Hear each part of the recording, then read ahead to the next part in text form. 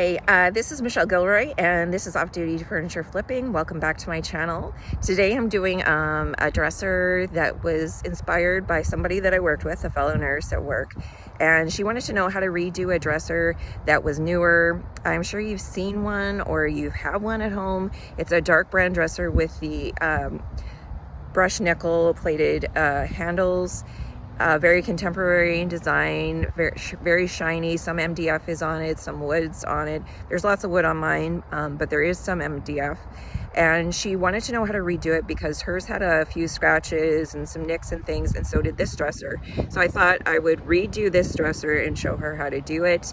And today's dresser is also inspired by, I guess, my sense of gratitude for it being such great weather here in Manitoba.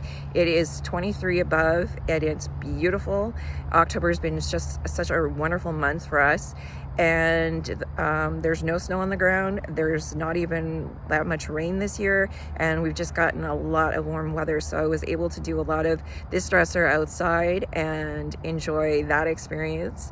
And as well, my fellow nurses are about to get their third dose or their third booster, COVID-19 booster, and we just wanted to express how grateful we are, at least for the opportunity, and as well the opportunity to educate ourselves on the vaccines as well.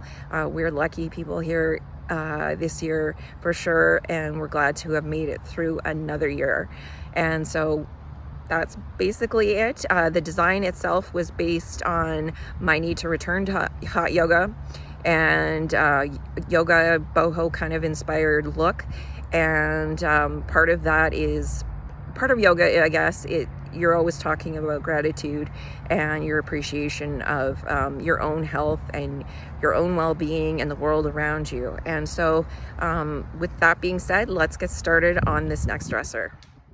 Hi, this is the dresser that I got off of Facebook Marketplace for $15. The reason I got it so cheap was because it was the free long weekend here in Winnipeg that we have every single year to give away free furniture. So let's get started cleaning today. I got my warm water, my Dawn dish soap, and as well as my container of clear warm water to rinse off the soap residue after, so that your paint finish does not get messed up by any soap residue. And it is important to clean prior to painting and sanding because some of these dressers have not been cleaned in a long time. And as well, you want everything on your dresser, the grime, the grease, those things off of it, again, so that you can get as much adherence of your primer or your paint as you possibly can. And so yeah, let's get started. Okay, so now that we're done, we've washed it all with the Dawn dish soap and the warm water, and as well, we've rinsed with the clean, clear water afterwards. What I like to do, I put into a spray container, half water, half vinegar, and I spray the inside of the piece out, including the drawers, after I washed it all. The reason being is that it's a great odor eliminator, and as well, vinegar kills quite a few different kinds of bacteria and as well as viruses. Not COVID, it hasn't been proven to do that, but it will kill a number of other things and as well get rid of quite a bit of the odor.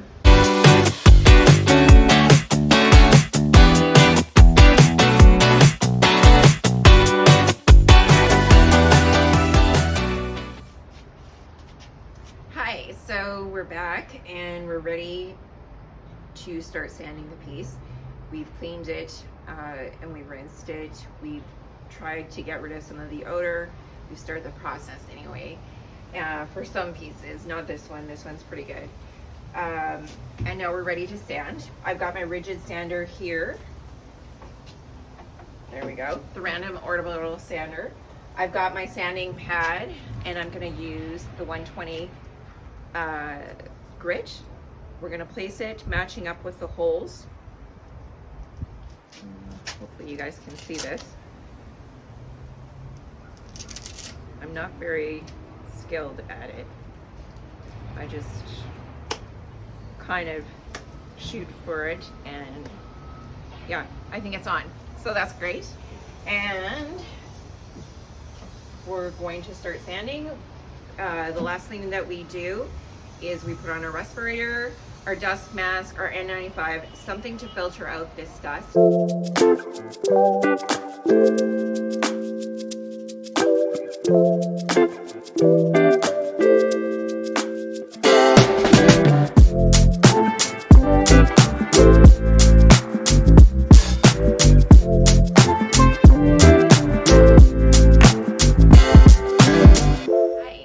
We've done the sanding, we've done the cleaning. We should have done the hardware the first thing. I kind of goofed up. I forgot to remove the hardware. There's a button here. You press it and you make sure that the drill bit is going the reverse way of the way you screwed it in. And as well, you match up the drill bit with the screw that you have so that it fits snugly and it comes out easily. And you set it up and you go into your drawer, you set the drill bit up with the screw and you press the button. And that's it. You've removed the hardware.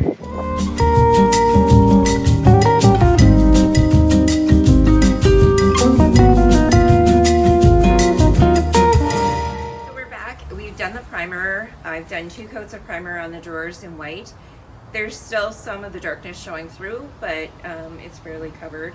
And as well on the gray, it's not as noticeable there, but there are some spots that are showing through, which is why we put on the first coat of paint. And the first coat of paint is, well, both coats or 3 coats. I'm not sure how many it's going to take. Today is by Fusion Mineral Paints color Ash. I've used it before, and so I'm just using up the rest of it.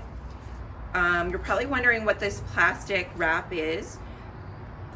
I actually, when I first started, I didn't know this trick. I sort of picked it up, I think, in one of the videos, possibly. I'm not really sure. But you put a plastic wrap in between your lid, screw top lid, and your paint. And I would say this goes for most of the chalk paints and out there that have the screw top lids on them. Once those are, like this lid is wet as well as the ridge, and you put, say to go to twist it on, like Country Chic paints is one of them, you really have a hard time getting it off. Like you'll spend the majority of your time trying to get the stupid lid off. It is so frustrating. How to do it, you've got to run it over hot water and just with a knife sort of keep chipping away, trying to separate the lid from the rest of the jar, and eventually you will get it off. But until then, it's an annoying nightmare that I don't recommend. So to save yourself from all of that, put a plastic wrap, saran wrap, or just plastic wrap, whatever, between the lid and as well between on top of the ridge or lip of this container, and it will separate it enough so that you can easily get the lid back off like that. And that is the color that we're going to do today. It is a dark charcoal gray. It's, when it's on, it's almost black. I just like a little bit of gray to my black. It's just a preference of mine. Or sometimes I like a little bit of warmth. It depends. So that it's like almost like a really dark chocolate. I like that too. Rather than a real jet black. I'm not a big fan. So we're going to, I've already shook it up. The great thing about these cans is it's easy to shake up. And I'm going to just mix it around a little bit more. I also have a stir stick here that I cleaned off first. Just stir it around. Again, you want to get at the bottom of it and the sides, wherever there might be some condensed chunks.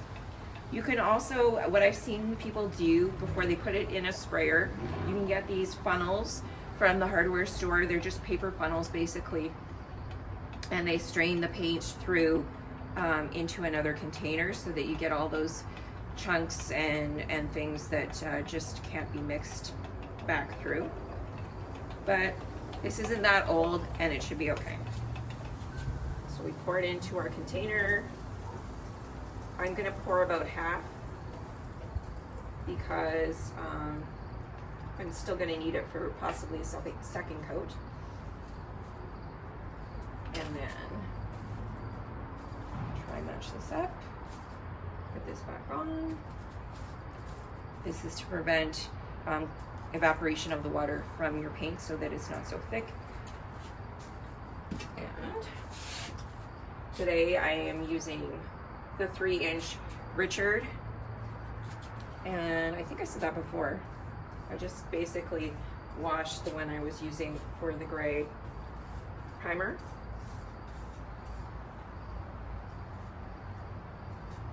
And used it again.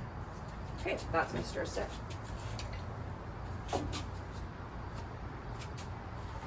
And I almost forgot. You don't have to add you don't have to add any water if you don't want to. The Fusion Mineral paint is thin enough. Okay, so we're back, and I'm going to work on the drawers now that are going to be a different color. I'm going to do the base coat in this color of white. This is by Natura, Benjamin Moore. It is in a flat finish, and again, it's 0 VOCs, low odor, water-based paint. It is also approved by the Allergy and Asthma Institute Foundation as well. Just gonna wipe it off, with my microfiber cloth. I had to sand it down with a 220 grit sandpaper just to get off some of the spray that happened when I put on the black coat of paint on the main dresser. The drawers that were nearby got a bit of splatter from them, and so once those were dry, I had to sand everything down lightly, not heavily. And it's basically, I will show you it with this. Oh, this is a 400 grit, good. Basically back and forth like this over top of any areas that might be lumpy or bumpy. You want to smooth those out so that everything goes on in a nice smooth finish. And so we can start. I won't pour this out into a separate container. The reason being is because I don't have one. And also because this brush is small enough that it can fit into this can, and I don't have to go through that. So we're gonna grab this off of the stir stick again. You wanna get off any excess paint so that you can use the stir stick again. You can even go ahead and wash it off if you wanted to do that, to try and save it so that you can keep using it. And also, you don't want to lose any paint that is on the stir stick. Okay, so we're gonna let that dry. And I have my spray bottle here. This one is a much thicker paint, as my previous videos you would know. And so this one definitely, you can spray things down in there, on top of there, and we can go ahead. I'm doing a painting or a drawing, well, a drawing first and a painting later on the first drawer of the dresser. I have an idea in my head what I want to do. Sometimes it's better to sketch it out on a separate piece of paper, the ideas that you have, just so that you work out some of the kinks before you actually go on to a dresser piece or furniture piece. But I have a lot of experience with painting and art, and so I'm just gonna sort of wing it.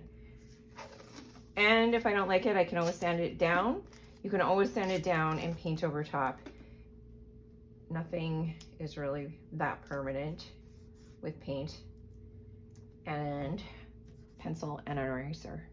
So that's the diamond part of it. What I did basically was find the middle of the drawer, and from there I drew across, and then the sides of this diamond are all equal in length to make it a square, to make it an even diamond. And I've outlined it with the painter's tape. Okay, so I should probably explain what this stuff is. It is the Folk Art multi-surface acrylic paint. I'm not sure what that, oh, satin acrylic paint. So it's not matte, it's gonna have a little bit of shine to it. But the finish that I'm putting, top coat that I'm putting over top is a matte finish. So it'll dull down some of that shine. It is in the color, I believe, it says camel. There's something in the front of it. I'm really not sure what it is. I'm not wearing my glasses right now. So, yeah. And it looks like that. Okay. Just shake it up a little bit. Okay, so we're still letting that dry. It's almost there. It's coming off a little bit on my finger. But I'm setting up the next bunch of stripes that I'm gonna do. So I've put this down as a guide against the existing strip of tape here. And then I've put this strip alongside it. And so then I can take this part off. And what I'm going to end up painting is all inside this. Once I cut this area off there and trim these edges a little bit so that it's more neat and tidy. And then like this area is going to be my stripes, and then I'm gonna go a design out from there. As you can see here, I have used this tape as kind of a guide for the stripe that is going to be painted. And then I go along with the second piece of tape, line it up against this one so that it's straight and even.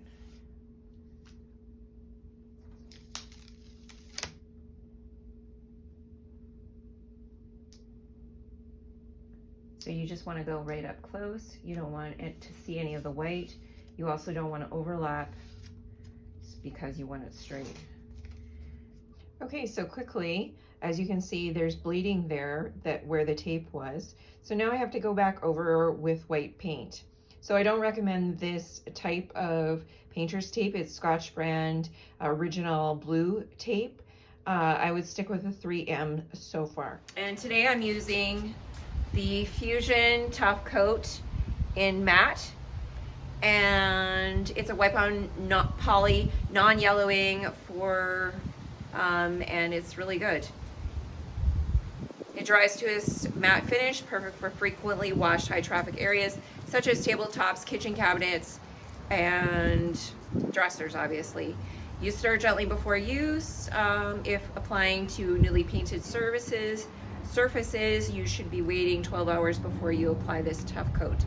I've definitely waited the 12 hours, and so I'm ready to go. And sometimes I don't even wait that long, so and it's been fine so far. But because it's a light coat, I can just apply this tough coat on the way it is. I've got my sponge that I'm going to be applying with it today. I got this from Dollarama, and it sort of looks a little funny because I'm putting a nylon over top of it.